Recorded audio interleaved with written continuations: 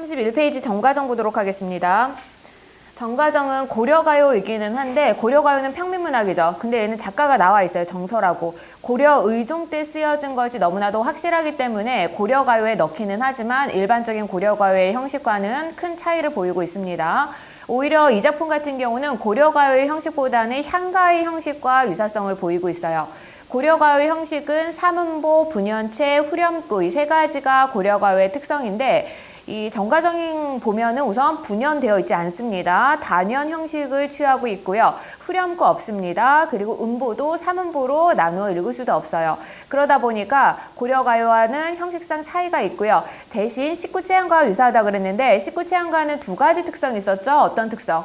3단 구성, 의미상 3단 구성으로 나눌 수 있다. 그리고 낙구 첫머리에 감탄사가 고정되어 있다. 이게 식구체향가의 특성인데 이 작품을 쭉 보다 보면 우선 10줄은 아니에요. 10줄은 아니지만 유독 짧은 행이 있거든요. 어디? 말흰말이 신겨, 사르뿐겨 이 부분 보면 유독 짧아. 이걸 한 행으로 취급을 한다면 만약에 이걸 한 행으로 본다면 정확하게 10줄로 되고요. 식구체향가는 4, 4, 2 해서 3단 구성 취하고 있는데 이것도 4.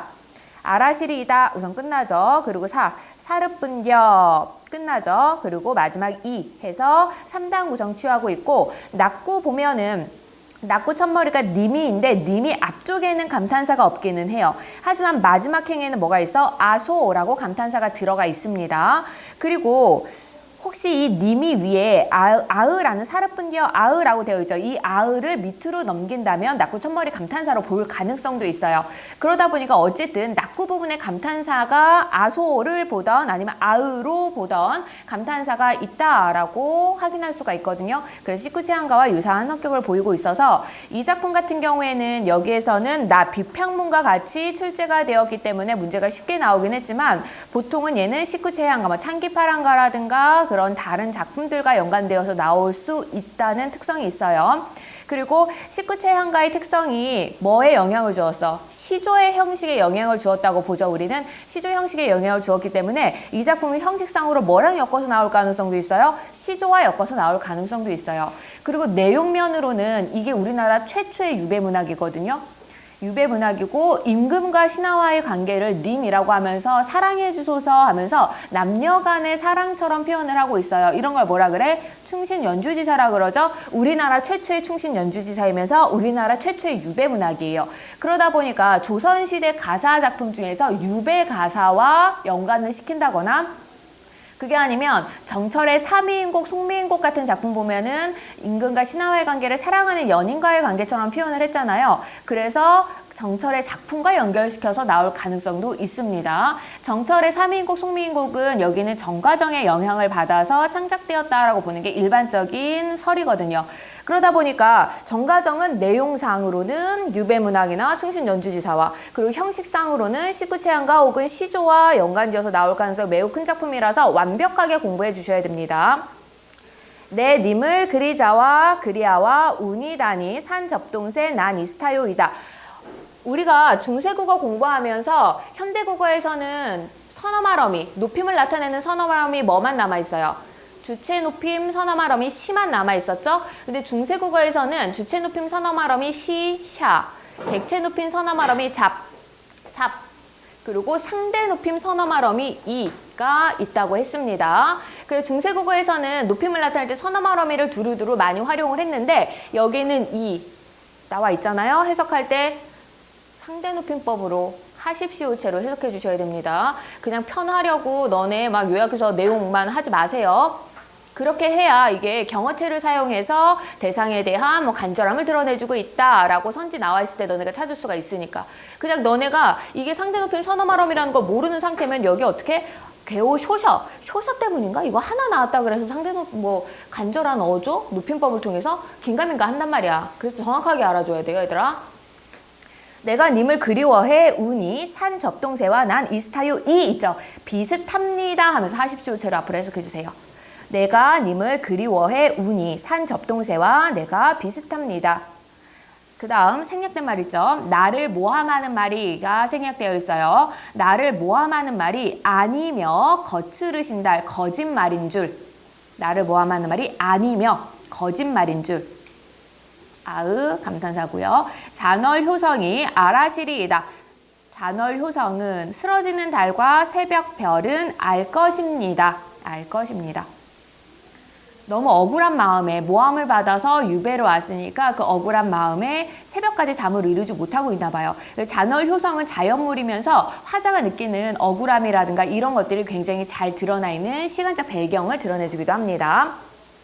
넋이라도 님은 한데 려져라. 아으, 넋이라도 님과 함께 려다 지내고 싶습니다. 려다 이거는 이 단어는 워낙 고전에서 많이 나오니까 기억하라 그랬죠? 있다 혹은 가다 둘 중에 하나로 해석하라 그랬어요. 여기서는 있다야. 넋이라도 님은 한데라는 말도 계속 나오는데 이건 그냥 앞으로 계속 함께라고 해석하세요.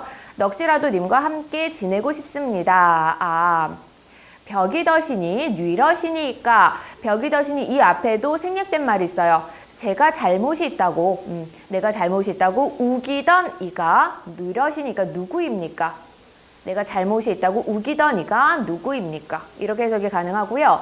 벽이더시니 같은 경우는 뜻이 하나가 더 있어요. 어기다라는 뜻도 가지고 있어요. 그래서 어기던 이가 누구입니까? 이렇게도 해석 가능하다고 했죠. 만약에 두 번째로 해석한다 그러면 이거 배경식 조금 알아야 되는데 두 번째 해석이 나올 경우에는 보기에서 주어질 거야. 고려 의종이 정서를 유배를 보내면서 그때 이제 그 정치적으로 여러 가지 문제가 얽혀서 어쩔 수 없이 유배를 보내면서 정서한테 얘기를 했어요. 지금 상황이 이래서 너를 유배를 보내기는 하지만 곧 다시 너를 부를 테니까 조금만 참고 기다려라 라고 하면서 보냈는데 몇 년? 18년 이상을 계속 유배 생활을 벗어나지를 못하게 됐죠. 그러니까 근데 정서가 느끼는 게 나를 다시 불러주겠다고 해놓고는 그 약속을 어기던 이가 누구입니까? 만약에 두 번째로 해석한다면 어떤 정서가 부각이 돼요? 원망, 원망의 정서가 님에 대한 원망의 정서가 부각이 됩니다. 두 번째로 해석할 경우에는 원망의 정서가 좀 강하게 드러나게 돼요. 나는 보통 첫 번째로 해석합니다. 내가 잘못이 있다고 우기던 이가 누구입니까? 과도 허물도 천만 없소이다. 과도, 잘못도 허물도 천만 없습니다. 절대 없습니다. 천만, 천부당, 만부당의 줄임말이죠. 절대라는 뜻이야. 절대 없습니다. 말흰말이 신겨 계속 해석 잘 못하는데 이거 참소하는 말입니다라는 뜻이거든요, 우선. 근데 그 단어가 너네가 잘 기억이 안 날 수가 있어. 참소라는 건 정치적으로 뭔가 내가 잘못이 없는데도 억울하게 모함을 받거나 하는 걸 참소한다라고 이야기해요. 참소당한다 이렇게 얘기를 하는데 이거 말흰말 이거는 헐뜯는 말 이렇게 해석해도 되고요. 물어뜯는 말이라고 그냥 기억을 하면 조금 더 연결이 잘 될 거예요. 연상이 잘 돼서 물어뜯는 말이다. 내가 잘못이 없는데도 그냥 나를 물어뜯는 말입니다. 헐뜯는 말입니다. 참소하는 말입니다. 해석본 보면은 거의 다 참소라고만 되어 있을 거예요. 근데 그렇게 기억하기 힘들면 헐뜯는 말입니다. 물어뜯는 말입니다. 사르뿐려 슬픕니다.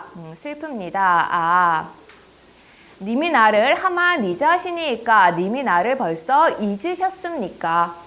님이 나를 벌써 잊으셨습니까? 이 부분에서는 원망의 정서가 드러나 있어요. 그런데 작품 전체적으로 볼 때는 님에 대한 원망보다는 뭐야? 사랑이 더 크다고 봐줘야 돼요.